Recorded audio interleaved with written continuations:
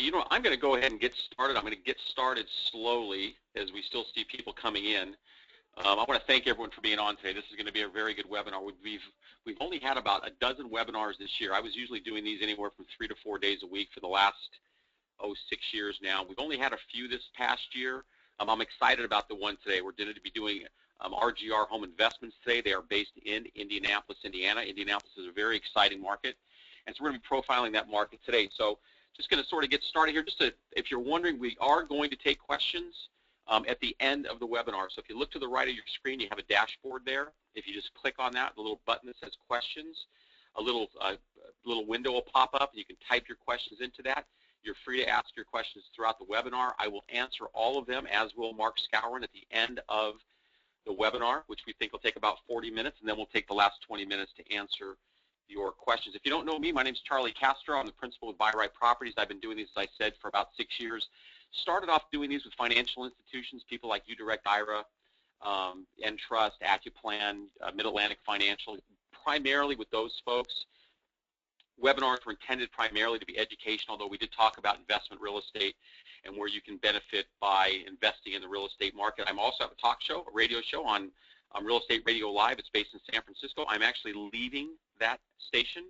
I'll be going to Blog Talk Radio on the internet every Tuesday. And the reason we're doing that, frankly, is just because we want to have a greater exposure. We have a huge following across the country. It's going to be a 1-hour talk show each week. We're going to profile all kinds of different things that's going on in the real estate market. So be on the lookout for that. We anticipate starting sometime around the end of August. Okay, our guest in today is RGR Home Investments. RGR is a full-service turnkey operator, and their chosen market is Indianapolis, Indiana. We're going to talk about that today. What RGR specializes in, and the reason we have them in today, is because they're one of those companies that we really like to work with. And for those of you, I see a lot of familiar faces on today. You know that I talk a lot about the importance of not just buying in the right market or buying the right house, but it's also important to have the right infrastructure in place. And what does that mean? Having the right team of people. We're going to talk about this in some depth.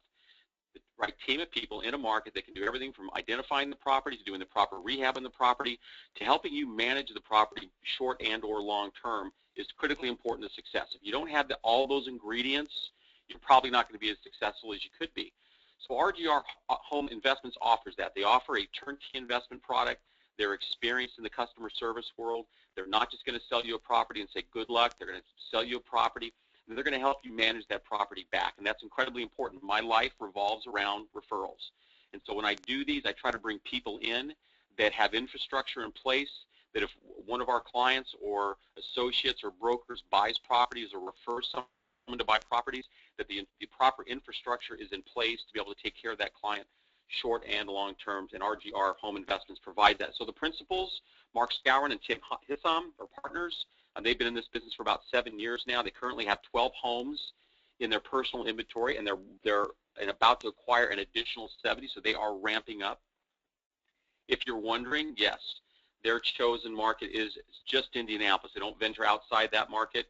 Their focus is in the Indianapolis market, and we're going to talk about that at length today. I pulled this. I always try to do something educational, what's going on, and I pulled this off a website just yesterday from CNBC. I read the whole article, and it's really long, and if anybody wants the link, I can get you the link to it, but I felt it was very relevant, and it's very relevant for a lot of reasons. But again, familiar faces that are on here, you know that we've been talking about hedge funds and what hedge funds are doing in this space for the last 6 years, and we did that primarily because we felt that what the hedge funds were doing was beneficial to the smaller investor, because if the hedge funds were in a market, you can almost guarantee that's a good market to be into. And so we would say, hey, if the hedge fund's in that market, it must be a good market, because some smart guy that gets paid a lot of money sitting in a room did a whole bunch of market analysis, and they determined that, hey, Indianapolis is a good market to buy, let's go there. And that should be a good indicator for the smaller investor. Now, what's changed this year has been significant. And this is what this article goes into talk about. Big investors are buying fewer homes but seeing bigger gains. And this is absolutely true. There has been an absolute shift in the buying strategy of these larger hedge funds, and we're going to talk about this in this article. I'm just going to go through the beginning of it a little bit, and then we're going to go through some stats. But this says, some people credit the hedge funds for saving the housing market, and others blame the hedge funds for, sort of bullying the real home buyers out of the American dream. And I think both of those things are true. clearly, when you saw housing markets rebounding over the last 5 years, I would look at that and I'd say, well, that's kind of artificial. Yeah, it's rebounding, but if you looked at it, there was years there that were 50% of the homes purchased in America were purchased with cash. What that meant is that those weren't homeowners, those were investors buying those homes. Then it goes on to say, whatever the role the institutional buyer had, their current strategy is affecting the market at this very moment, and they are really a key player in where the market's going today. So let's go through some of that. First of all, let's go through some statistics. Now, this is all out of the article. I paraphrased it, put it into bullet points so it's easier to read, and it doesn't take us an hour just reading this one article. But a recent study, rent growth is expected to accelerate this year by an average of 3% per annum through the end of the decade. That's from Moody's Analytics. Before the housing bust, single-family residential rentals made up 9% of the housing stock. Today it's 13% and rising. The number of single-family rentals has increased 35% since 2006, went from 11.2 rentals in America to 15.1 today. And then this is the interesting part. Institutional investors made up just 2.4% of single-family sales in May. That's a record low going back to 1990. Now, why is that? Institutional investors have stopped buying the bulk list, the tapes, the distressed properties. They're heading in a different direction. That's what we're going to talk about. So in the 13 million of the 22 million new households that will form between now and 2030, over the next 15 years, these occupants will seek to rent rather than buy. And investors are well aware of that. The hedge fund guys understand that the next 15 years is going to be a strong rental market, so they're looking for seasoned turnkey rentals. Institutional investors have put up roughly $25 billion into single-family homes in the rental market in the form of 150,000 properties. So those that have been around a while, we've been doing stats on hedge funds and how many they bought. Well, there's your number. This is brand new. This is just from a couple days ago. 150,000 properties. They purchased in REITs, own nearly 150,000 homes, and they're still buying about 10,000 per quarter. 7 million homes. Now, this is a tragic statement. 7 million homes have been lost to foreclosure in the last decade, and about 500,000 right now are in some stage of foreclosure at the very moment. The rental numbers have nowhere to go but up. We believe that's absolutely true. The change now is from the large-scale investors to smaller individual buyers. And so what does that mean for the smaller? When I say smaller buyer, by the way, you may be someone that owns a small fund. You want to buy 20, 30, 40 homes. I spoke to a gentleman yesterday out of Chicago looking to do just that, 20, 30, 40 homes, got a little investment pool. That's still considered a small buyer. When I say a small buyer, I'm talking about anybody looking to buy from 1 to 50 homes. Once you get beyond that, then yeah, you're talking about institutional money. But this is a market now that is taking shape for the individual smaller buyer to really take advantage of it. So it goes on to say that during the worst foreclosure crisis, when investors were buying up the most, the thought was that they would sell the properties as soon as the home prices recovered. That's what everybody thought. Everybody thought the hedge funds are going to buy these properties, they're going to cash flow them, and then as soon as the market rebounds, they're going to sell them. That's what everybody thought.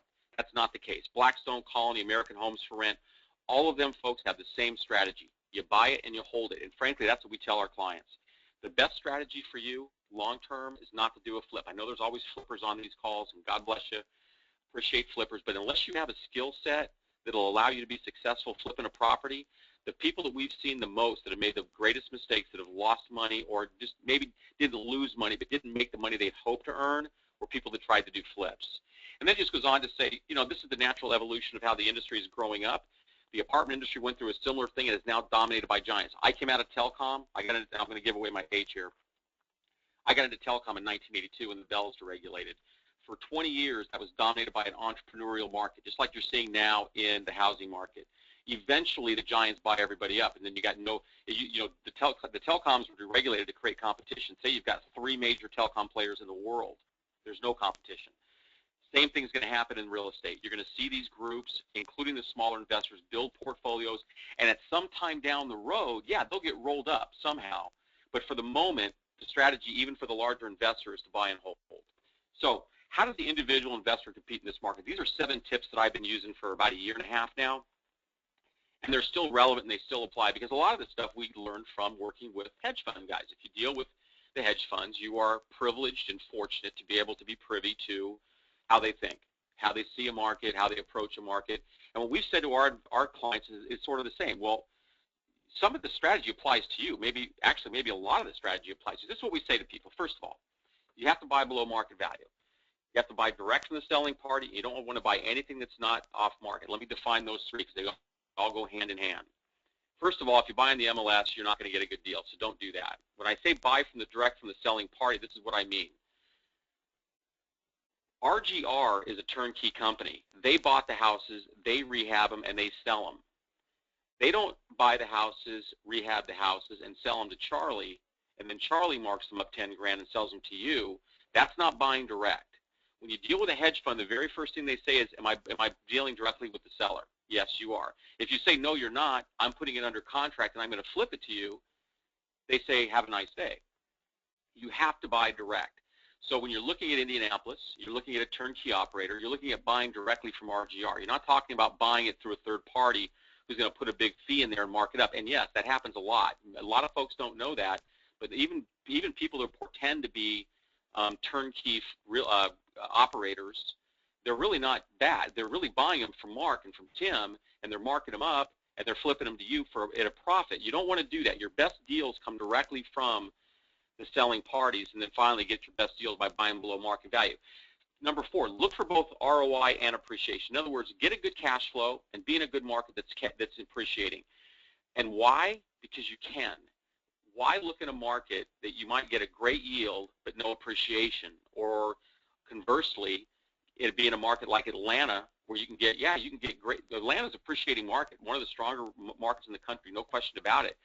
But your cash-on-cash cap rates there are 7 to 9%. So your yields aren't very high. You can do both, and Indianapolis is a market that will allow you to do both. Number 5, have your infrastructure in place. We're talking about that today and why we have RGR on this call with us today. The infrastructure is incredibly important. I'm going to do that in the next slide, so we'll cover that in a minute. Understand your strategy. When somebody calls me up after these webinars, and I always leave my lines open for at least a day, if not a day and a half after these to take calls, the first thing I'm going to ask you is, what's your strategy? What are you trying to do? Are you a flipper? Are you a buy and hold? What are you trying to accomplish? Understand that. And then finally, we suggest that you only buy fully rented and rent-ready properties. It's in some cases, it's okay if you're looking to buy something that's just rent-ready. It's been finished and it's rehab. That's okay. It's better if there's a tenant in it, though. So if it's been purchased, rehabbed, rented, cash flowing, that's where the least of your risk lie at. Okay, 7 benefits of turnkey realty. I'm going to take just a quick pause here. I see questions that are already coming in. If you came in late, and I'm looking now at my board here, there are a number of people who came in late. If you came in late, I'll answer all those questions at the end of the webinar. So yes, absolutely type them in. If you see something that sticks out to you, you got a question, go ahead and fire away. I'll get to those at the end of the webinar. Okay, 7 benefits, and I'll do these pretty quickly, but these are the benefits of buying turnkey real estate. In the last slide, I touched on the fact that the less risk is going to be in buying turnkey product. And how do we know that? Because we've been doing this long enough now to know the people who didn't do that are the ones that still call me up and say, you know what, I didn't get the best deal because I didn't buy it fully rehabbed. And I don't like hearing that stuff because it's not good for anybody to buy something that wasn't completely rehabbed and then have to put more money into it to get it rehabbed. I don't like that model. That model existed for a long time, especially at the front end of the industry, probably the first 3 or 4 years. Lots of guys did that. But where people are the safest is when they buy something that's completely rehabbed, turnkey, etc. So why? 7 reasons why. Full investment system, the acquisition, the rehab, the tenant placement, I just said that. It's all there. It's like a take and bake pizza. I said that in my last webinar. You get benefits from the economies to scale. In other words, there's economy to scale for Mark and for Tim because they're buying product in bulk. They're having people manage their properties in bulk. You're going to get benefits from being part of a team that has an economy to scale. That's an incredibly important point. Power teams. I mentioned a minute ago that having your infrastructure is in place, and it's critically important. But having relations with local lenders, home inspectors, real estate attorneys, accountants, entity structures, set up your tax preparation work. There's all kinds of things that go into this that benefits you by being part of a team that has that infrastructure in place versus having to go out and source that information from somebody else. Having somebody that has a vested interest in your investment portfolio is incredibly important. Turnkey companies do have an invested interest in helping you because they make their money through referrals. If you buy from Mark or for Tim, you buy a product off of them, they're going to hope that you're going to buy another one down the road. And they only know that you're only going to do that if you're happy with the first one, right? So if they don't perform, they don't get rewarded with additional business. That's why turnkey operators have a vested interest in what you do. They have a vested interest in your investment, that it's successful. If you're successful, they'll be successful. You'll be successful together. Best markets. You know what? I touched on this a few minutes ago. And I like this on the end here, it's rare to find a turnkey company in a bad market. If somebody's in a market, for example, RGR is in Indianapolis, they're there for a reason. We're going to go into the Indianapolis market in a minute and why they're there. It would be very rare to find a bad market with a turnkey operator in it. If you find somebody doing homes in a market that you're getting these smoking deals on, and I can give examples, but I'm not going to, because there's lots of people on today, including some brokers and some wholesalers. I'm not going to bash any market, but I know there are markets out there that people will buy in because they get great deals, but there's no infrastructure in those markets. They're only buying there because they're getting these smoking deals. But when you have no infrastructure, those smoking deals become something less than that, because you're paying out monies for things like maintenance, or maybe there's rehab work that still needs to be done, or maybe you didn't qualify your tenant. All those things are critically important. So the market's important, but everything that goes along with it is equally as important. You know, there's a lot to be said for turnkey companies when it comes to repairs. When you have a property you buy from an operator or from an individual in a market where there's no infrastructure in place, or no presence, no boots on the ground, so to speak, when you don't have that, and you have a plumbing issue, you're at the mercy of calling a plumber, right? Call the plumber out and hope that plumber doesn't recognize the fact that your house is in Kentucky and you're in California, and you have no way of knowing if his quote and his bid is accurate or not. There's huge advantage in having a team like RGR on the ground that has that infrastructure. That mitigates the costs of your repairs. Huge advantage. And the thorough knowledge of the market. Obviously, when somebody's in the market, as Mark and Tim are, they know the pockets that rent, they know the pockets that don't. They know where the crime areas are, they know where the low crime areas are, they know where the better schools are, they know where the better tenants gravitate towards. They know those things. You'll never know those things. And I hate to say that, but that's just true.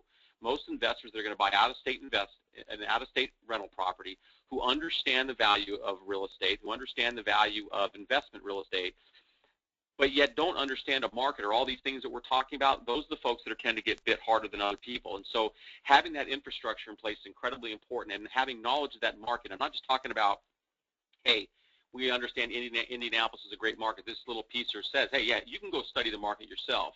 You can all hang up today, go study Indianapolis. You're going to find out what we said here is true about the market. But that's not what I'm talking about. What I'm talking about is you have boots on the ground there that know the streets, know the schools, know the crime areas, know where they're going to get good tenants. That stuff is incredibly important, and stuff that you may not be able to learn for a long, long period of time on your own. Okay, so let's go to Indiana. Last week we did a couple other cities. Today we're doing Indiana. And you know what? Indiana, it really is. I don't have to pump Indianapolis up too much. It has been rated one of the premier investment property markets in the United States for quite a long time. The unemployment and the cost of living are below the national average. It's the center for biotech companies, et cetera. It's got a strong economy. The market in general in Indianapolis has always been very strong. It goes on to say there's a strong demand for single-family rental homes created by foreclosures. 42% of the housing units are rentals, et cetera. So there's a whole bunch of these that I'm going to fly through. Okay. Indianapolis is the nation's 12th largest city. Not a lot of people know that, and I did not know this until I started doing my research. But more than 65% of the U.S. lives within 700 miles of Indianapolis. It's one of the cleanest and safest cities in the country. We've got several Forbes 500 companies located there, Hunt Construction, Duke Realty, et cetera. It has 7 high-tech business development areas that have been designated as certified technology parks, supported by, of all things, state tax incentives. Some major employers there, United Life, Clarion Health, Rolls-Royce, et cetera, et cetera. The city is served by 4 interstate highways, 6 railroads, and an international airport. The public schools in Indianapolis spend more per student than the national average, which is good to know. Obviously, we've got the world-famous Indianapolis 500, and that brings in $300 million a year in wages. Colts, Pacers, the AAA Indians, why is that relevant? Whenever you look at a market, and this is true for really any type of investment, if there's an NFL or Major League Baseball or an NBA franchise in that market, that speaks to the integrity and the economy in that particular market. When you have a few, like here you got the Colts and you got the Pacers, it speaks to the economy, the ability to create jobs. It speaks to the housing market. But I've seen a number of different investment opportunities over the years, and one of the things they look at is, does it have a professional sports franchise? If the answer is yes, it's probably a good place to invest your money. 10th in the nation when it comes to the production of fast growth, super achieving companies. India has 88 companies on the PATS list. Let's see, manufacturing companies outperform Dow Jones on the industrial Dow Jones average. The Indianapolis metro area is among the top 50 hottest cities in the nation. $750 million business park is expected to become the largest concentration of jobs. This sort of just goes on and on, but it gives you an idea of what's going on in Indianapolis. Now, I'm just going to touch on this for just a second. Now, I could spend a long time doing this. I've done more webinars with Accuplan, in particular Brian Davis. If anybody's looking for a good third-party administrator and you're looking to invest using your 401k or your self-directed IRA, it's a brilliant way to invest money. Now, I am not qualified to give you tax advice, but I can tell you this, that if you'd like to get a copy of any of the webinars that we've done with Accuplan, they can give you a really good idea about the benefits of buying through your 401k or your self-directed IRA. The team at RGR is extremely knowledgeable and experienced at this, and that's important because it's not simple. I mean, it seems simple. You know, you got an IRA, you want to transfer that money into some real estate. The real estate is then owned by your IRA. There's tax benefits to it. Talk to your tax preparer about that. There's all kinds of benefits to it, but believe it or not, navigating that is not simple. We've done a bunch of them, and I can tell you they're never easy to do. So have people like Mark and Tim as part of your team if you're looking to do something like that. It's an excellent way to invest your money. I actually interviewed Brian Davis on one of my radio shows. If anyone would like a copy of that, it was a 1-hour interview with Brian. It was a brilliant interview, I thought, not by me, but by Brian. Brian did a brilliant job in that interview. And did a very good job of articulating the benefits of using your 401k or your self-directed IRA. So I would encourage you to either listen to one of those two, either the webinar or one of the radio shows with Brian, or just contact Mark. We got the numbers up here on the screen. Contact Mark or Tim. I think that's actually Tim's number. Contact them, and they can give you some really good advice on what you might do with that. And I love the Franklin Roosevelt quote at the bottom because it's so true. But real estate cannot be lost or stolen, nor can it be carried away. Purchased with common sense, paid for in full, and managed with reasonable care. It's about the safest investment in the world. And by the way, that statement probably hangs on the wall of every hedge fund that I've dealt with, because that's exactly when I would talk to them and say, hey, why do you guys see real estate as the best? Why are you gravitating towards real estate right now? I mean, in the 90s, as many of you know, the 90s and even the 2000s, the gravitational pull with hedge funds was for tech stock. Now it went into real estate, and they would say this to you. They just say, it's the safest place to invest our money. You got a tangible asset. It's a commodity. It's not a piece of paper. It's going to give me cash flow every month. We're buying it low. We're going to sell it high someday. It's cash flowing every month, and I bought it in a market where it's appreciating, and I've got a really good manager there taking care of it. So that quote is very relevant. It was relevant, how long ago would that be? That'd be 60-some, 70 years ago. Still relevant today.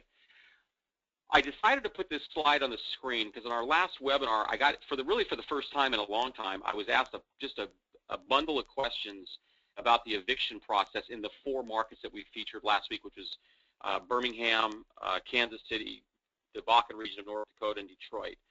And I got a lot of questions about the eviction process. If you get a bad tenant, how do you get them out? We all know of the horror stories with regards to tenants squatting or whatever. And it was a very good question.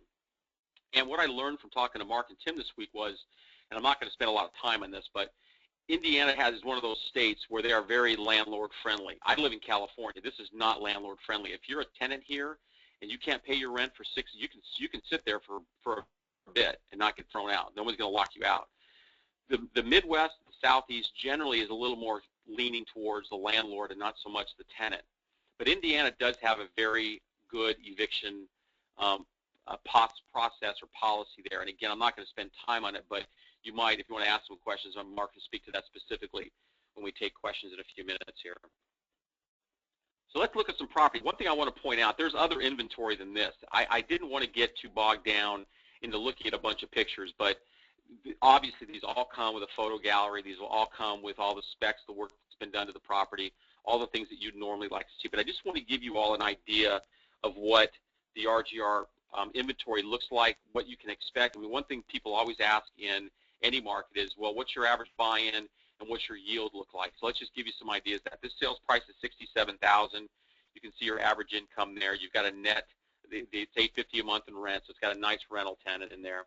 You got an ROI of about 11.8, so pushing a 12% ROI cap rate on that. And I've always told people, if you're over 10, that's the market you want to be in. You know, if you're a little below 10, you might want to grind on price a little bit. And that's in any market, even in the Atlanta market. Now, it's hard in the Atlanta market to grind on prices because, well, there's a whole bunch of people still looking to buy there, and there's not a lot of inventory available there, and so the sellers can really sort of stick to their prices. But my point is, if you're looking for something, and if you're looking for a solid rental property, the yield to me that you want to look at is always going to be over 10, the cap over 10. If you're in a market that's appreciating, which Indianapolis is, and you're getting 10% or greater cash-on-cash rate of return on your money, that's a good buy. By the way, I should point out, those caps take into consideration things like property management fee, which is 10%, your property taxes, and of course your insurance. So that's a net ROI. That's not your gross, that's your net ROI. And again, I'm just giving you some examples of what some of the RGR properties look like. This one's at $58,000. Annual income is $9,000 with $2,300 in expenses. So you've got a net ROI of, again, almost 12%. This is a $750 tenant. Then again, of course, it's got your projected expense details, your property management fees, your taxes, and your insurance. This is another one. This is a little bit lesser price. It's a $59,000 product. It's got a $695 a month tenant. Single family. It's on Chester in Indianapolis. I did not have time to do the ROI on that, Mark. Maybe somebody want to ask that question, what the ROI would look like on that particular property there, but we can talk about that. And I did that a lot faster than I was going to do. I'm going to look some numbers up here on the screen. I'm a little about 10 minutes under budget here on my time, but I'm going to take questions now. So I'm going to open up my screen and start taking questions. The one that I always get now, I'm going to open up my Boxer, so that number is going to disappear for just a second, but I'll get back to that in 1 second. As I open this up, just bear with me here. And Mark, you might want to open up your microphone now because I'm going to direct these questions at you. So you guys, Mark Skowron is now on with us. He's the principal with RGR. And so I'm going to ask him these questions, and he's going to answer them. I'll answer the ones that are directed at me. Mark, the first question is, what is RGR? Mark, you want to give a description of your, I thought I did that at the front, but maybe, Frenchie, you missed that. So go ahead, Mark. Give a description of RGR structure. Sure, yeah, thanks for that, Charlie. Appreciate you having us on here. So who is RGR? Yeah, thanks for that question as well. It's a joint venture between myself, Mark Skowron, and then my partner, Tim Hissam.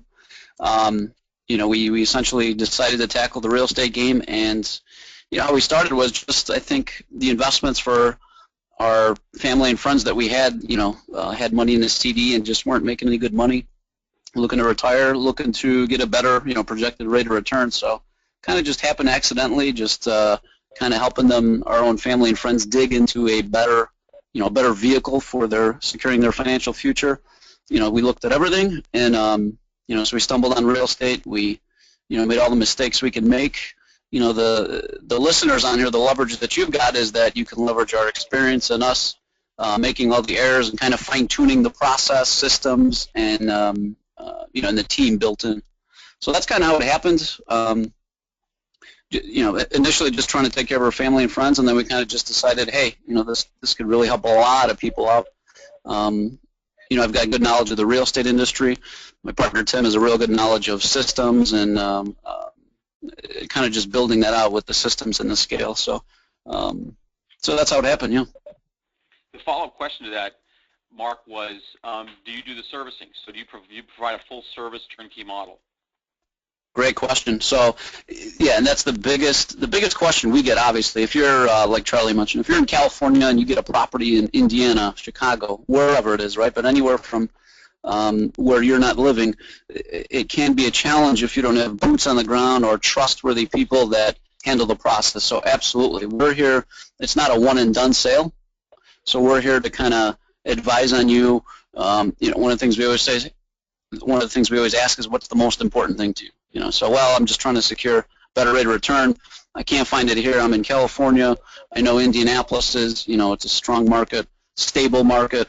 but I just don't know anyone there. You alluded to earlier, if I call a plumber and they see my area code and they see it's, somewhere in San Francisco, 415, will they try to take advantage of me? So that's where we leverage our team that we've got built on the ground, where we're there, contractors are there, the whole team's there, the property manager's there reporting to us daily. So, and that's a big part of it. When you're getting real estate and you don't live in that area, your biggest leverage point is us with our team. So we're absolutely there for you. We've got a portal where we can tell you, hey, here's what's going on with your property, tenant paid, some small repairs that were done, or whatever it is.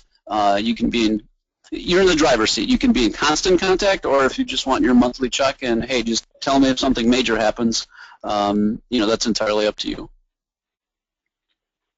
Next question, we've got a number of questions here now Mark, so the next one here is there additional inventory for us to be able to view, and is it on a spreadsheet? And that's a great question, because I forgot, Mark, one of the first things that I'll be asking you for is a spreadsheet of your current available inventory, because we will have people call us and want to view your sheet.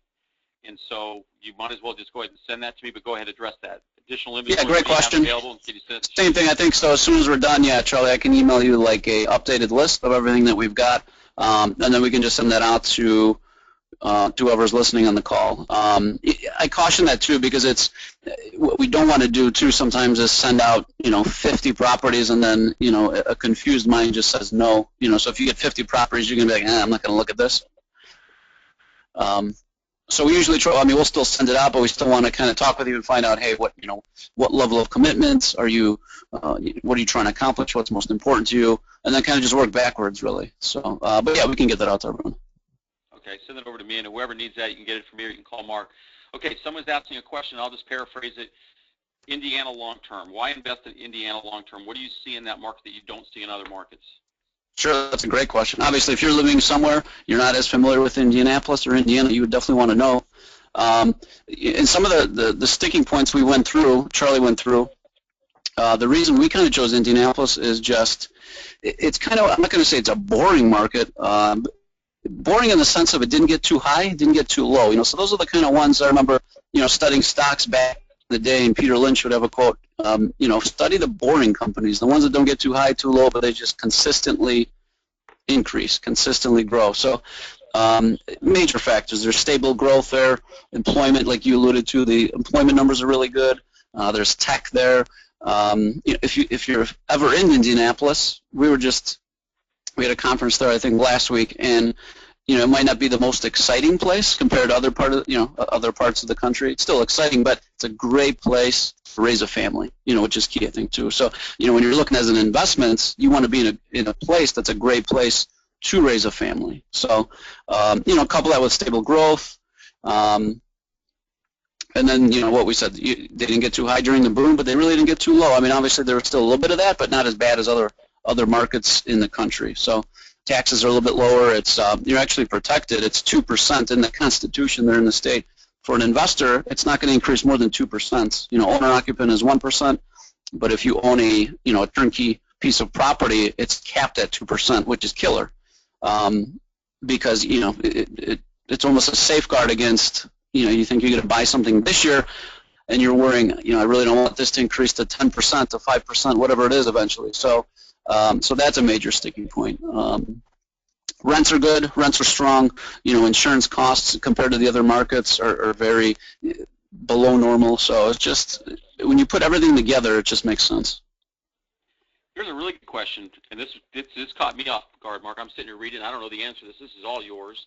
The RGR website shows that you provide properties in Chicago, Dallas, Tanzania, as well as Indianapolis. So, and the question is, where do you and your partner reside?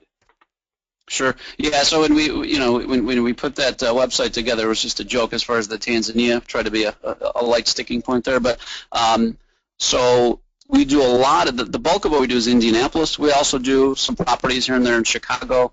And then we're building a network in Texas. But right now, most of it's still Indianapolis.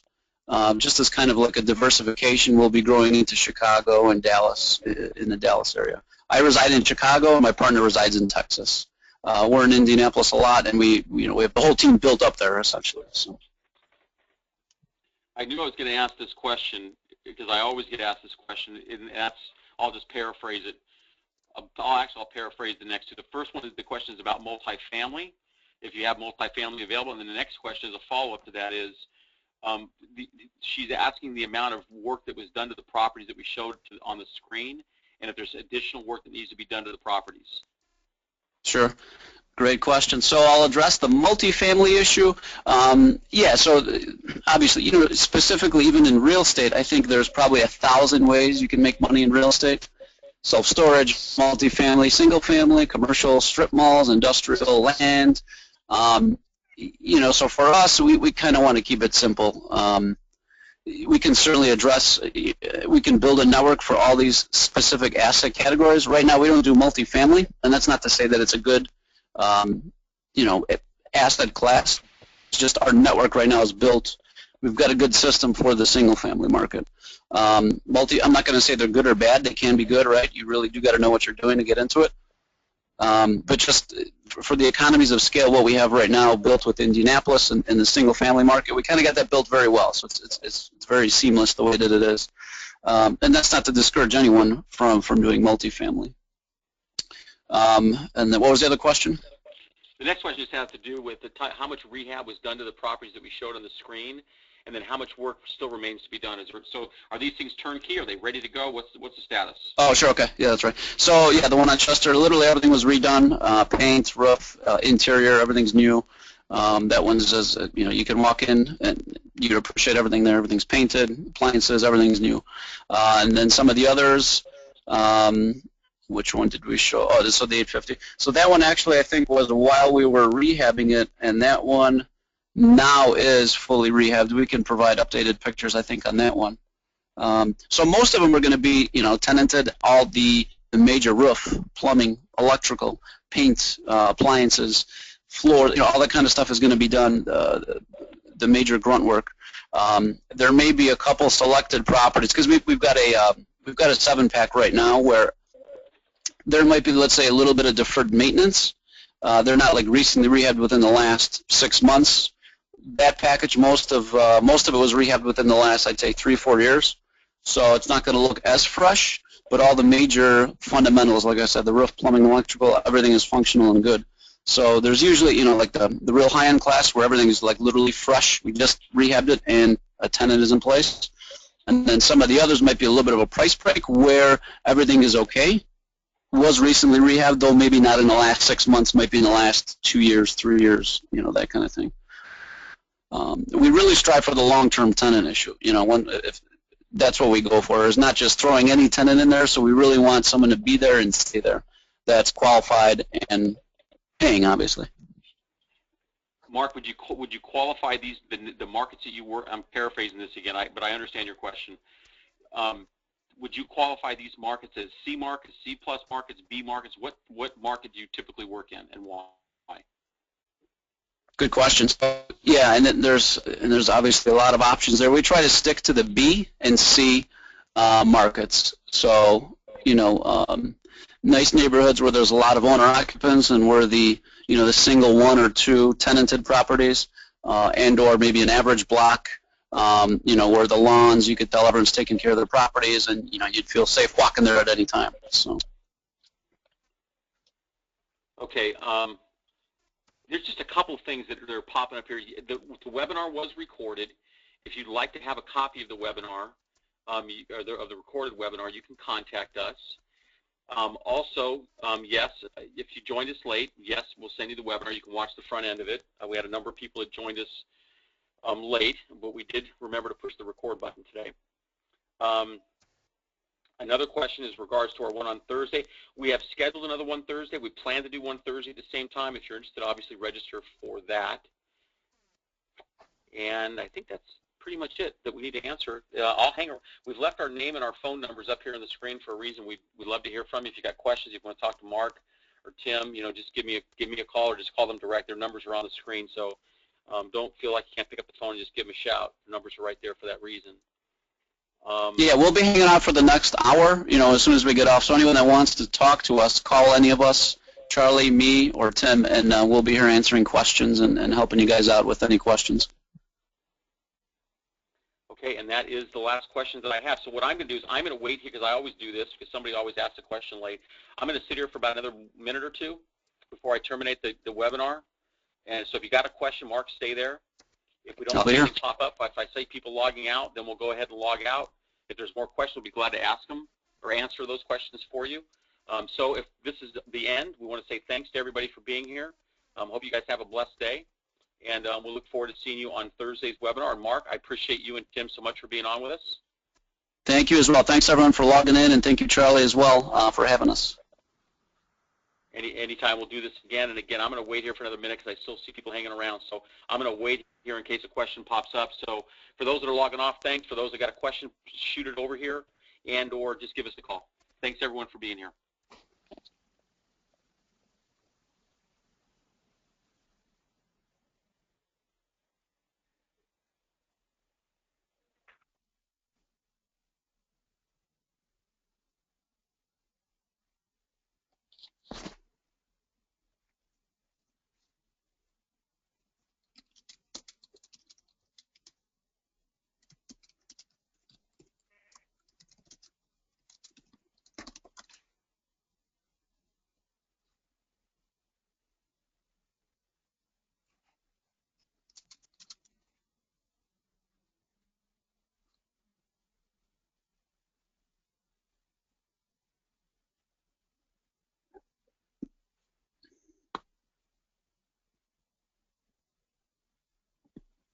Okay, Mark, I think that's it. Thanks everybody for being on. We'll look forward to seeing you next time and hope to hear from you soon. Thanks, guys.